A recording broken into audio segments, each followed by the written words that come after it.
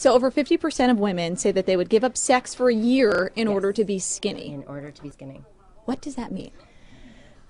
It's a sad state of affairs on how we all feel about ourselves, really, is what that means. And that means that we would be willing to give up things that really should be bringing us pleasure and making us feel good about ourselves because we don't feel good about ourselves already. And that's pretty sad.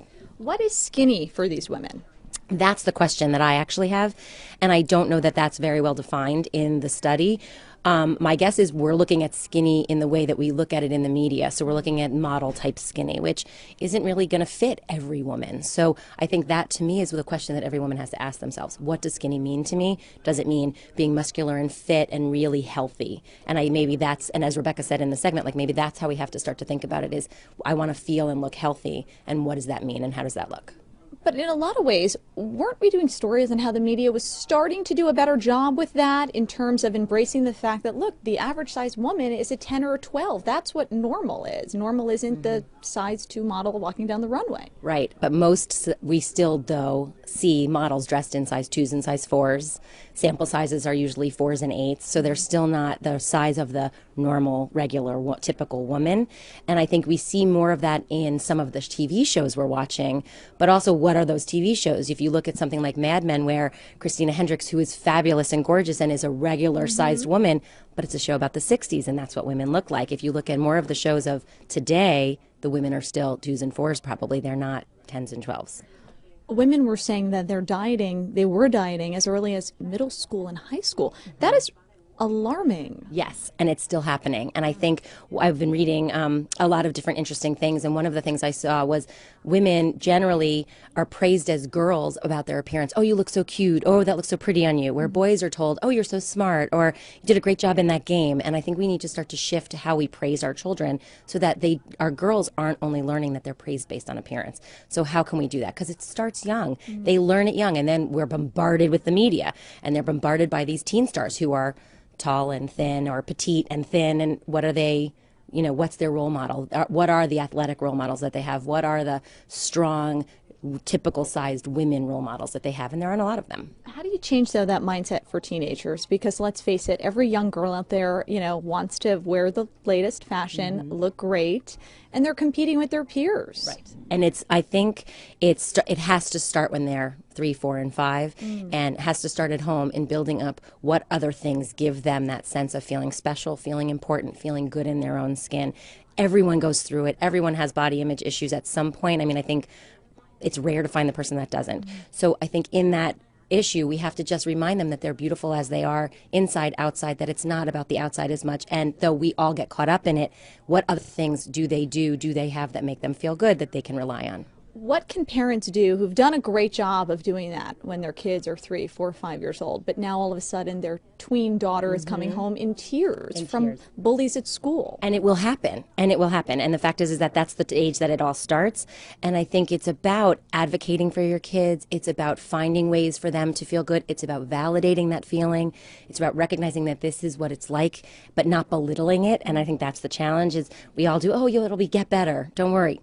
In that moment, that doesn't help. In that moment, what else can you give them so that they can pull on something that makes them feel good? Even if it's a little teeny thing that they can recognize is something that's positive for them, that's going to be more helpful than nothing.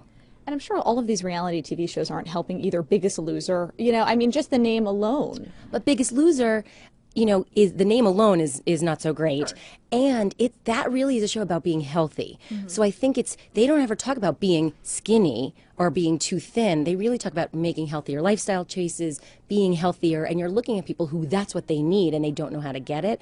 So I think if we can start to shift all of our attitude towards more health and more health-related issues, then it's a different kind of a story. We all want to go to the gym and be fit because it's better for us. As young women, it's better for us when we get older. We can prevent osteoporosis. We can prevent health-related issues. For men, it's the same thing, heart disease, all those things. So if we can look at it as a health-related issue instead of a thin-related issue, maybe that'll make a difference. Who knows? I think it's how we encapsulate and view it. You mentioned men. this can be an issue for men as well. They do have self-esteem issues, especially about weight, but it's not something that's really talked about. No, recently in research, what's really coming out is how many more men are affected by eating disorders, how many more men are affected by kind of exercise bulimia that need to be at the gym for hours, steroid use, all that stuff. And we don't talk about it as much because we see it in women so much more. And I think it's a shame that we're not looking at it more, but we have to start looking at it because it's something that's really going to be more prevalent as time goes on. What is a healthy way for people to look at their weight from a psychological standpoint and say, all right, how do I proceed the right kind of mentally healthy way? First, ask yourself what you want to do. What's your goal? I mean, like with any goal you want to set for yourself, you want to figure out what that goal is. So figure that out first. And maybe it's going to a nutritionist and talking to someone who knows the field and says, well, your healthy weight should be this, and here's a diet plan and all that stuff. Because you might be at your healthy weight but not feel good. So then you want to figure out how to build in working out and getting exercise. But you want to know define the goal first, and then enlist people that can help you. Find support groups that maybe, Jenny Craig, Weight Watchers, any of those, Nutrisystem, anything where even if you can go to a meeting or find a buddy to help you out with, go to the gym, work with a trainer to set you up. People walk into the gym, they're afraid of the gym because they have no idea what to do. So find someone that can guide you and give you some programs, and then get going. If you can't afford a gym, but you have a Wii, get a DVD that's an exercise thing. But define it for yourself. What's healthy? What's fit? What's going to make me feel good? And then go there. And also surrounding yourself with people, a great support group, and people who care about you and will not bring you down. Absolutely. And when they are going to bring you down, because the fact is the research study also showed that there's a lot of women who sabotage other women in their efforts. It's pretty interesting because we want to be better than the next one. Talk about being catty, huh? Oh, yeah. Well, we want to be better. I want to look better than you, so I'm going to do what I can to give you that donut so that I can look better. But in a lot of ways, though, if you can make that a healthy competition. Yes. If you can make it a healthy competition and use each other to further it along instead of sabotage, that would be great.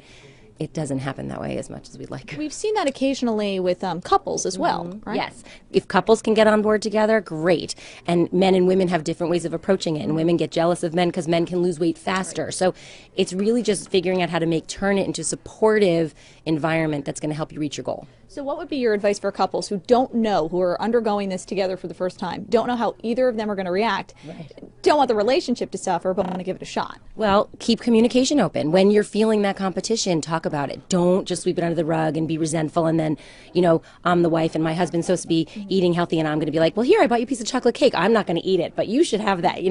We do that all the time. We don't think about it, but we do. So it's really taking that step back, being like, what's the end goal? How are we going to do this together so we have a healthy life? Dr. Jennifer Hartstein, it is always great having you on the show. Thank you for coming. Come back again soon. It was great seeing you. Next time with another great necklace. I'll work on it.